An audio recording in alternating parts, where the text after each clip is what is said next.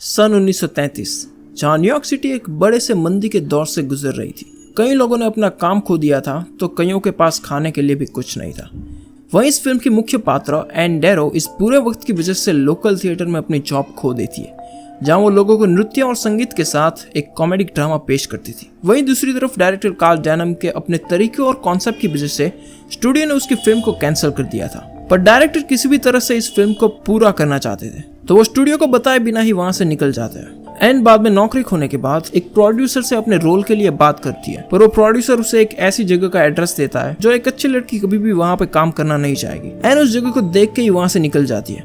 तभी वहां पे कार्ल डैनम भी अपनी फिल्म के लिए एक अच्छी एक्ट्रेस को खोजते हुए वहीं पे आता है और उन्हें वहां पे एन दिखाई देती है, जिसकी मासूमियत देखकर डायरेक्टर को फाइनली जो चाहिए था एक कैरेक्टर में वो मिल जाता है। पर एन के पास खाने के लिए कुछ नहीं था और उसे तनख्वाह भी नहीं मिली थी, तो उसे मजबूरी से वहां की फ्रूट शॉप से एक एप्पल चुराना पड़ता है। पर शॉपकीपर उसे देख लेता है और उससे पैसे मांगता है। तभी वहां पे डायरेक्टर भी पहुंच जाते हैं और उस शॉपकीपर को पैसे दे देते हैं। कार्ल फिर उसे एक अच्छे रेस्टोरेंट में ले जाता है और उसे अपनी फिल्म की स्टोरी सुनाता है। डायरेक्टर एन को उसके कपड़ों की साइज पूछता है, तो एन को लगता है कि यह कोई अश्लील फिल्म होगी, तो वो उसे मना करती है। पर डायरेक्टर उसे समझाता है कि उसका ये मतलब नहीं था। साथ ही एन को यह भी पता चलता है कि इस फिल्म के स्क्रीन राइटर उसके फेवरेट ड्रामाटिस्ट जैक ड्रिस्कॉल है, तो वो इस फिल्म के लिए मान जाती है। फिर वो सभी जरूरी सामान के साथ कैप्टन एंगलहॉर्न के जहाज तक पहुंच जाते हैं। तभी स्टूडियो वालों ने भी पुलिस को कॉल कर दिया था, तो वो पुलिस वाले भी वारंट लेकर कार्ल को गिरफ्तार करने के लिए वहां पे आ जाते हैं। पर डायरेक्टर उनके आने से पहले ही जहाज से निकल जाता है। वो सभी एक ऐसी जगह पर जा रहे थे जिसका जिक्र ना तो किताबों में था ना तो किसी कहानी में। एक टापू जहां की प्राचीन दुनिया अब खंडर में बदल चुकी थी। इस सफर के दौरान शिप में जगह ना होने की वजह से राइटर ड्रिस्कॉल को एक पिंजरे में अपना वक्त बिताना पड़ता है, जहां कैप्टन और उसके साथी और जंगली जानवर को कैद करके सर्कस और चिड़ियाघरों में बेच देते। हालांकि जैक ड्रिस्कॉल इस सफर में आना नहीं चाहते थे, पर स्क्रिप्ट पूरी नहीं हुई थी तो डायरेक्टर जबरदस्ती उसे यहाँ रोकने में कामयाब हो जाता है। दूसरी तरफ ब्रूस बैक्स्टर, जो कि कार्ल के इस फिल्म का मेन कैरेक्टर था, वो अपने रूम को अपने पोस्टर्स से सजाने लगता है। राइटर ड्रिस्कॉल भी अपनी बाकी की स्क्रिप्ट लिखना शुरू कर देते हैं। तभी वहाँ पे जिमी भी उसके लिए बकरे का भेजा चटनी के साथ लेकर आता है। जाते वक्त वो राइटर की पेन चुरा लेता है, पर हेइस उसे पकड़ लेता है। जिमी यहाँ इस जहाज पर 4 साल पहले एक पिंजरे में उसके टूटे हुए हाथ के साथ मिला था और अभी तक उसने अपने बारे में अपने नाम के अलावा और कुछ भी नहीं बताया। हेइस उसे उसके अच्छे भविष्य के लिए उसे पढ़ाई करने के लिए भी कहता है, पर जिमी को जहाज पर ही काम करना। मैं वैसा ही कर रहा हूँ मिस्टर हेइस, ये देखिए मैं पढ़ाई कर रहा हूँ। इस आइलैंड का सफर धीरे धीरे आगे बढ़ता है। जैक ड्रिस्कॉल और डायरेक्टर कार्ल मिलकर अपनी स्क्रिप्ट पूरी करता है और एन बाकी की अपनी टीम से मिलती है। खासकर वो ड्रिस्कॉल से मिलना चाहती थी, पर उसने कभी उसे देखा नहीं था, तो वो वहाँ के किसी और स्टाफ को मिस्टर ड्रिस्कॉल समझ लेती है, जबकि मिस्टर ड्रिस्कॉल उसके पीछे ही खड़े थे। जब डायरेक्टर और राइटर अपनी फिल्म की स्टोरी लिख रहे थे, तब जिमी उन्हें छिपकर सुन रहा था और उसे पता चलता है कि वो लोग असल में सिंगापुर नहीं बल्कि एक ऐसे टापू पर जा रहे हैं जिसको अभी तक किसी ने भी नहीं खोजा है, और कार्ल डैनम भी अपनी फिल्म उसी आइलैंड पर शूट करना चाहते थे। वो लोग जहाज पर इस फिल्म की शूटिंग शुरू कर देता है और इसी दौरान जैक ड्रिस्कॉल भी एन डैरो का दीवाना हो जाता है। तो इस सफर में इन दोनों की प्रेम कहानी भी आगे बढ़ती है और इस फिल्म की शूटिंग भी। तभी जिमी बाकी के साथियों को भी बता देता है कि वो लोग किसी आइलैंड पर जा रहे हैं, ना कि सिंगापुर, जिसका नाम है स्कल आइलैंड। तो जिमी मिस्टर हेइस और लंपी के साथ डायरेक्टर को बता देते हैं कि वो लोग सिंगापुर नहीं बल्कि उस जगह पर जा रहे हैं जहां डायरेक्टर को जाना है। तभी लंपी उन्हें कहता है कि 7 साल पहले वो और मिस्टर हेइस नॉर्वेजियन जहाज पर काम करते थे, जहां उन्हें एक लापता आदमी मिला था जो काफी दिनों से समंदर में भटक रहा था। उसका जहाज किसी आइलैंड से टकराकर टूट गया था, एक ऐसा आइलैंड जो धुंध से ढका हुआ था, और वहां पे 100 फुट ऊंची एक दीवार थी जो इतनी पुरानी थी कि कोई बता भी ना पाए कि ये कब बनी होगी, और वो दीवार आज भी वैसे ही मजबूत है और उस दीवार के पीछे एक बड़ा सा दानव छिपा है। और इतना कहकर उस आदमी ने अपने सीने में चाकू मार दिया। मिस्टर हेइस डायरेक्टर को समझाता है कि अगर वो उस आइलैंड को ढूंढ भी ले तो वो वापस नहीं आ पाएंगे। उनका ये सफर जारी रहता है और ड्रिस्कॉल की प्रेम कहानी भी फेविकॉल के बॉन्ड के जैसी मजबूत हो जाती है। तभी अचानक रात में कैप्टन को ऑर्डर मिलता है कि उन्हें रंगून की तरफ मुड़ना होगा, क्योंकि डायरेक्टर के खिलाफ अरेस्ट वारंट निकला था, तो उन्हें अब रंगून की तरफ जाना पड़ेगा। कार्ल उसके दोस्त को समझाने की कोशिश करता है कि उसे इस फिल्म को पूरा करना है, पर ऑर्डर की वजह से अब कैप्टन भी कुछ नहीं कर पाएगा। अब वो वहां नहीं जा सकते। पर अचानक उनका कंपास दिशा खो देता है, जिसकी वजह से कैप्टन अपने साथी हेइस को तारों को देखकर दिशा ढूंढने के लिए कहता है, और जब हेइस बाहर तारों को देखने आता है तो आसमान में उसे तारे दिखाई ही नहीं देते। तभी पवन के झोंके से वो मैप भी हाथ से निकल जाता है और वो सभी धुंध के अंदर चले जाते हैं। और आगे लंपी ने भी कहा था कि ये आइलैंड धुंध के पीछे छुपा हुआ है, तो वो लोग अब इस आइलैंड पर पहुंच चुके हैं। कैप्टन जहाज की रफ्तार को कम कर देता है और किसी को जमीन की गहराई मापने के लिए कहता है। जमीन की गहराई आगे बढ़ते बढ़ते कम होती जाती है और कैप्टन अपने अंदाज से जहाज को आगे बढ़ाता है। तभी अचानक जिमी को सामने एक चट्टान दिखाई देती है और जिमी उन लोगों को अलर्ट कर देता है। कैप्टन इंजन को रोकने के लिए कहता है और जहाज को जल्दी से दाएं तरफ घुमाता है। रफ्तार कम होने की वजह से जहाज का सिर्फ फ्रंट एंड ही उस चट्टान से टकराता है। कैप्टन हेज को दोनों इंजन की आधी रफ्तार से जहाज को पीछे ले जाने के लिए कहता है, पर हर तरफ चट्टान होने की वजह से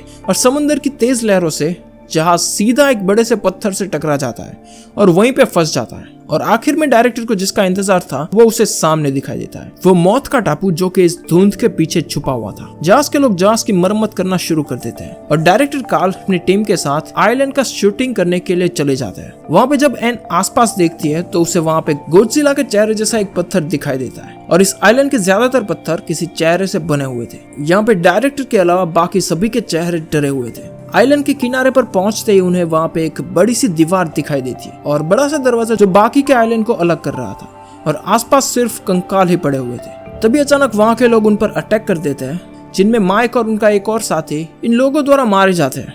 ये प्रजाति उन सभी को खत्म करे उससे पहले ही कैप्टन और उसके साथी बंदूकों के साथ उन्हें बचा लेते हैं और वापस जहाज पर चले आते हैं। वो लोग वहां से निकलने की तैयारी ही कर रहे थे कि तभी उन जंगली लोगों में से एक बंदा उनके पीछे पीछे उन पत्थरों को पार करते हुए सीधा उस शिप के अंदर पहुंच जाता है और एन को उस शिप से उठा लेता है। पर ड्रिस्कल को पता चल जाता है और वो सभी एन को बचाने के लिए वापस उस आइलैंड पर पहुंच जाते हैं। वो जंगली लोग एन को बंदी बना लेते हैं और उसे ब्रिज के साथ बांध देते हैं, जो ब्रिज उन लोगों को और बाकी के आइलैंड को अलग करता था। उस पुल के जरिए वो लोग एन को उस दीवार की दूसरी तरफ भेजते हैं। जहाज के लोग एन को बचाने के लिए वहां पर पहुंच तो जाते हैं, पर एन अब दीवार के उस पार पहुंच चुकी थी। कार्ल अपनी आंखों से एक बड़े वानर को देखता है जो एन को अपने हाथों में लेकर वहां से जा रहा था। कैप्टन और उसके साथियों को पता चलता है कि इस विशाल वानर को यहाँ के लोग कॉन्ग के नाम से जानते हैं और इस आइलैंड पर इतिहास के पहले के जीव लाखों वर्षों से यहाँ पे छिपे हुए हैं। कैप्टन अपने आधे लोगों को एन को 24 घंटे के अंदर बचाने के लिए कहता है, जिसमें कार्ल डनहम, जैक ड्रिस्कल और हेस अपने साथियों के साथ वहां से एन को बचाने के लिए निकल जाते हैं। और डायरेक्टर इसका फायदा उठाकर अपने साथ कैमरा और अपनी फिल्म क्रू को भी ले लेता है।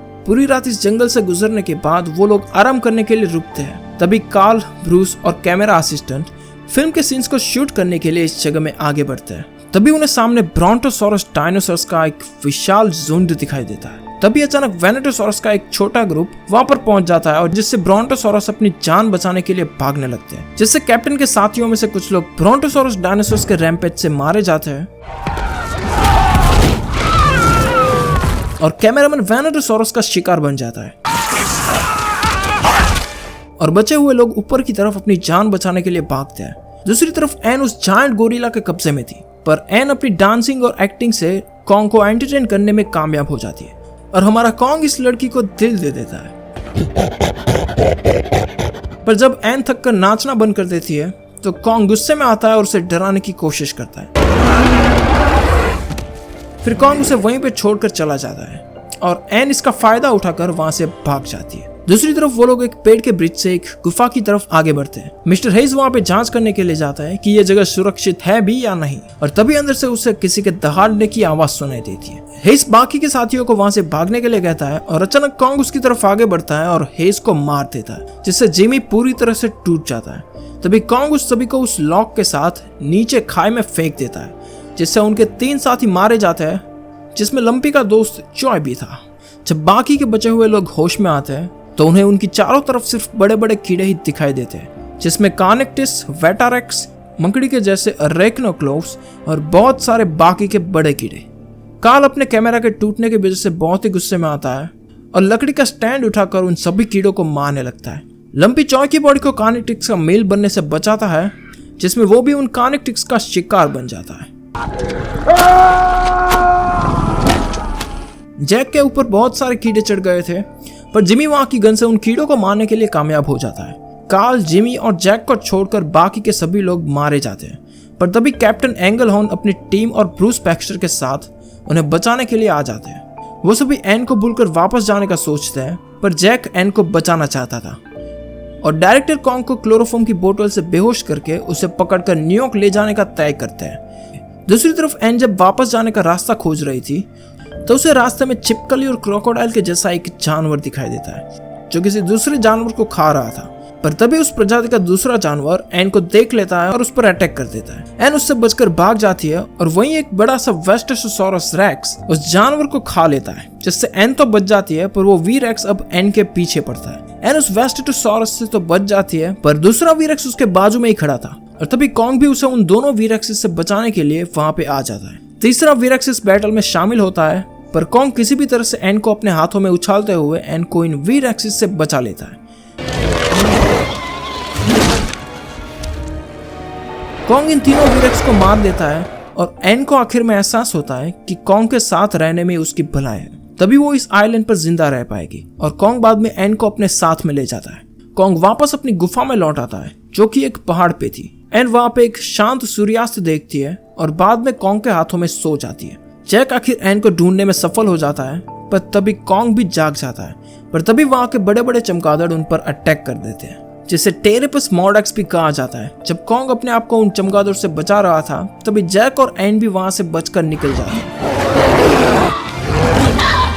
कॉन्ग फिर उनके पीछे पीछे उस बड़ी सी दीवार तक पहुंच जाता है और कार्ल डेनहम और बाकी के लोग वहां दीवार के पास कॉन्ग का ही इंतजार कर रहे थे। और जैसे ही कॉन्ग उस दरवाजे को तोड़कर उनकी तरफ आगे बढ़ता है तो कैप्टन के साथ ही अपनी तैयारी के साथ कॉन्ग को रस्सी से पकड़ लेते हैं और कैप्टन कॉन्ग की तरफ क्लोरोफॉर्म की बोतल फेंककर उसे बेहोश करने की कोशिश करते हैं, पर कॉन्ग उनकी पकड़ से छूट जाता है और जहाज के कई साथियों को मार देता है। पर आखिर में डेनहम उस क्लोरोफॉर्म की बोतल को उसके चेहरे पे मार के उसे बेहोश करने में कामयाब हो जाता है और बाद में उसे दुनिया का 8वां अजूबा घोषित करता है। कुछ ही दिनों में इसका नाम सुनहरी अक्षरों में चमकेगा। एन उन लोगों को कॉन्ग को पकड़ने के लिए मना करती है पर फिर भी वो लोग कॉन्ग को पकड़कर ले जाते हैं। महीने बाद न्यूयॉर्क के थिएटर में डायरेक्टर कॉन्ग को दुनिया के 8वें अजूबे के नाम पर लोगों के सामने पेश करते हैं। उन्होंने कॉन्ग को मजबूत चेन से बांधा हुआ था। नाच और संगीत के साथ वो लोग उस आइलैंड की सारी कहानी लोगों के सामने पेश करते हैं। एन को कॉन्ग से लगाव था तो इसलिए वो इस कार्यक्रम में शामिल नहीं हुई।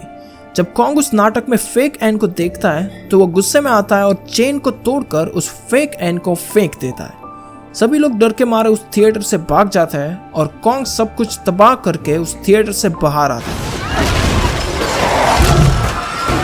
वो शहर की सभी गोरी लड़की को एन समझकर उठा लेता है और बाद में जब वो कोई और होती है तो वो उन लड़कियों को फेंक देता है। जैक बीच में किसी की कार से कॉन्ग का ध्यान भटकाने की कोशिश करता है जिससे कि वो भीड़ वाला इलाके से दूर हो जाए और इस कार चेस में जैक ऑलमोस्ट वहां पे मरते मरते बच जाता है।